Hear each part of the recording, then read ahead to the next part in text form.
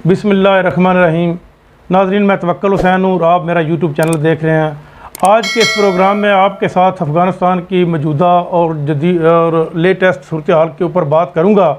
सबसे पहले कि मैं आपको बताता चलूँ कि अफ़गानिस्तान के जो तालिबान के सरबराह हैं हैबतुल्लाह अख़ूनज़ादा, उन्होंने ये अगले दिन स्टेटमेंट दिया है। उनकी स्टेटमेंट तकरीबन 4 सफ़हात के ऊपर मुश्तमिल थी, जिसमें उन्होंने बहुत लंबी चौड़ी गुफ्तगू की है।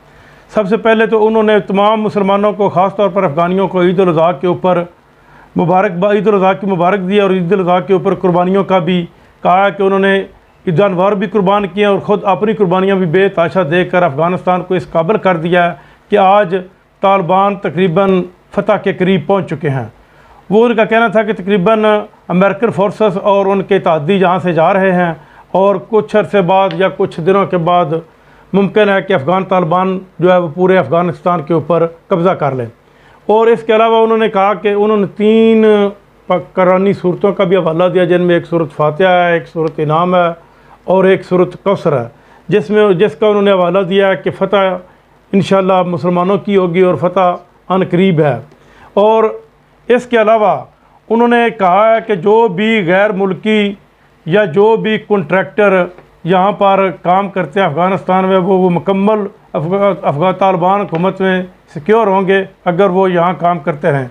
उनको किसी किस्म की परेशानी नहीं होगी, क्योंकि इस वक्त तकरीबन 18,000 के लगभग गैर मुल्की कॉन्ट्रैक्टर हैं जो अफ़गानिस्तान में काम कर रहे हैं, जिनमें अमेरिकन भी हैं और उनके तादी ममालिक के लोग भी हैं और इसके अलावा और भी लोग बेतहाशा वहाँ पर काम करते हैं।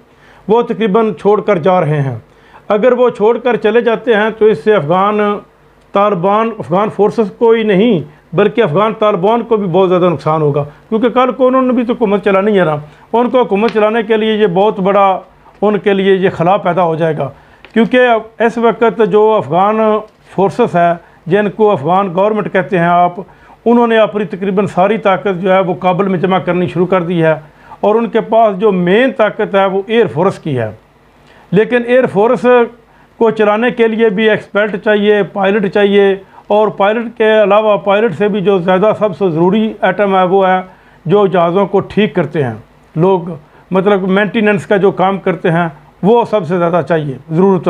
क्योंकि अगर मेंटेनेंस का काम नहीं होगा, क्योंकि अफ़गानी जो हैं वो इस काबिल नहीं है, वो इतने महारत नहीं रखते कि वो अपने एयरफोर्स के जहाज़ों को चला सकें। इवन कि उन्होंने पेंटागन से ये मुतालबा भी किया है कि 60 हेलीकॉप्टर में ब्लॉक किस्म के दिए जाएं और इसके अलावा कुछ मतलब है कि जंगी तैयारे भी दिए जाएं, ताकि हम जब पूरी ताकत के साथ एयरफोर्स की पूरी ताकत के साथ तालिबान के ऊपर अटैक कर सकें।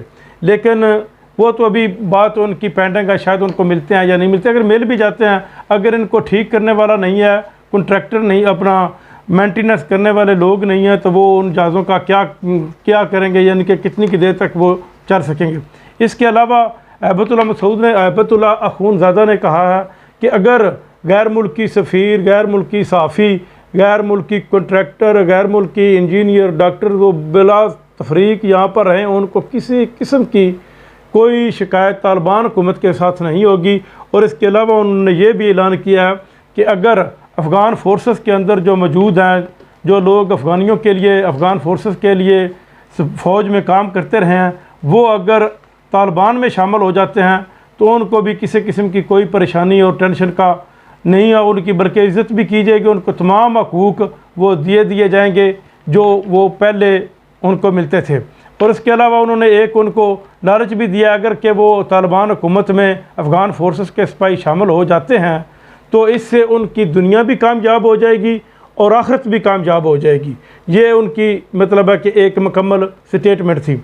अब मैं आता हूँ कि पाकिस्तान के अंदर कुछ लोगों ने जिनको आज़ाद साफ़ी कह लें या आज़ाद मकसदा के लोग हैं, उन्होंने ये प्रोपेगेंडा करना शुरू किया है कि पाकिस्तान के बॉर्डर के साथ जो है एक तरफ पाकिस्तान का झंडा लगा हुआ है और दूसरी तरफ तालिबान का झंडा है, जो सफ़ेद रंग का झंडा है जिसके ऊपर कलमा तजबा लिखा हुआ है।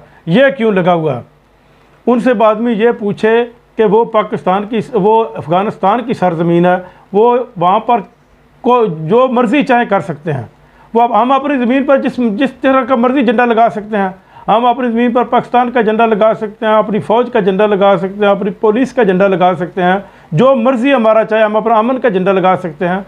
तो वो भी ये उनकी सरज़मीन है, चाहे वो तालिबान का झंडा लगाएं, चाहे वो अफ़गान फोर्सेस का झंडा। पहले वहाँ पर अफ़गान फोर्सेस का झंडा था, फिर तो किसी ने इतराज़ नहीं किया था, लेकिन अब तालिबान का झंडा है। तो जो पाकिस्तान में जो प्रोपेगेंडा मतलब है कि अपना मीडिया है वो ये बहुत कर रहा है कि जी वो पाकिस्तान ने क्यों लगने दिया है। आपको मैं दिखाता चलूँ, ईरान के बॉर्डर के साथ भी अपना तालिबान का झंडा लगा हुआ है। वहाँ पर ईरान के अंदर तो मीडिया ने कोई शोर नहीं किया, वो उन्होंने तो उसको एक्सेप्ट किया और बढ़ के इज़्ज़त दी है, क्योंकि वो ज़मीन अफ़गानिस्तान की है। वहाँ पर किसी का भी वो अपना झंडा लगा सकते हैं। पहले अफ़गान फोर्सेस का था, उस पर हमें कोई इतराज़ नहीं था, अब तालिबान का है तो इस पर भी कोई इतराज़ नहीं होना चाहिए। उम्मीद है कि वो तालिबान इंशाअल्लाह वो अगले नहीं हैं जो 20 साल पहले थे, ये नए तालिबान हैं, ये पूरी दुनिया को साथ लेकर चलेंगे। और इसके अलावा अहबतुल्लाह अख़ूनज़ादा ने जो सबसे अहम बात की है, उन्होंने ये कहा कि अफ़गानिस्तान की सरज़मीन किसी सूरत भी किसी मुल्क के ख़िलाफ़ नहीं इस्तेमाल होने देंगे, और ना ही यहाँ का मॉडल, इस्लामिक मॉडल जो उन्होंने वहाँ पर इस्लामी मतलब है कि निज़ाम नाफिज करना है, वो किसी मुल्क में एक्सपोर्ट किया जाएगा, और ना ही किसी मुल्क के ऊपर ये ज़ोर दिया जाएगा कि वो भी इस्लामी निज़ाम नाफिज करें। ये सिर्फ़ अफ़गानिस्तान का मसला है और अफ़गानिस्तान के अंदरूनी मामलात हैं। और इसके अलावा उन्होंने जो एक अहम बात की है वो ये की है कि हम अब भी मुज़ाकरात के लिए अपना पूरी उम्मीद हैं कि अफ़गान गवर्नमेंट के साथ, अपना अमेरिका के साथ और उसके इत्तेहादियों के साथ अब भी अगर हमारे मुज़ाकरात हो जाते हैं तो हम अमन की पेशकदमी के लिए तैयार हैं और अमन के लिए तैयार हैं।